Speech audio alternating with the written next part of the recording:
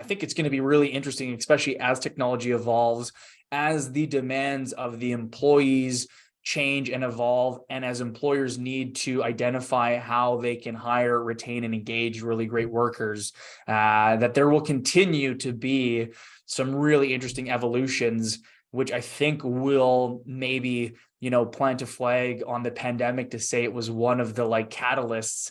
But I think, that in line with technology that enabled us to be able to, facilitate and manage through that change, has now kind of further spurred future development. And again, chat and AI and the technology that's going to come along with is also going to be another one of those flags where we go, that was when things really changed.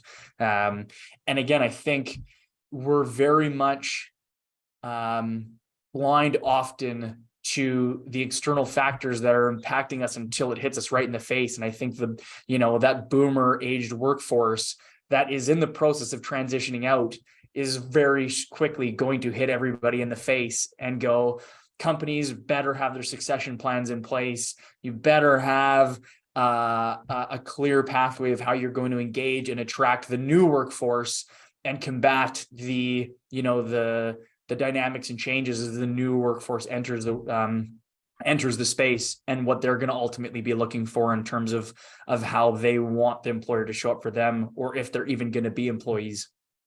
Yeah. Yeah, it's coming really hard and fast. Yeah.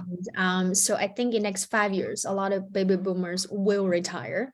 And you have a lot of organizations, majority of the workforce probably millennials. So you're facing this large gap of knowledge, a large gap of skills, and also culturally, there's dramatically difference as well, right? So for the baby boomers, it's all about commitment, retention, and I'm just loyal to my employer. And for millennials, it's much more open network, more individualism, and more futuristic, more embracing technology. So there's a mindset gap, there's skill gap, and how can we addressing that? And from a HR perspective, and secondly, when I see is when AI replacing jobs, they're actually creating more jobs. Right.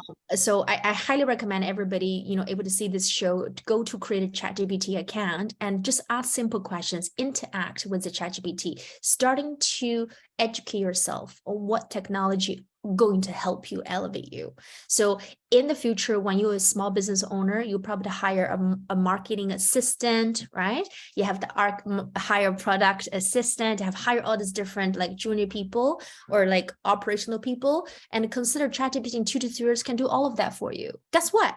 You don't have to hire anybody. Now you have all the tools. The question is, what do you want to do?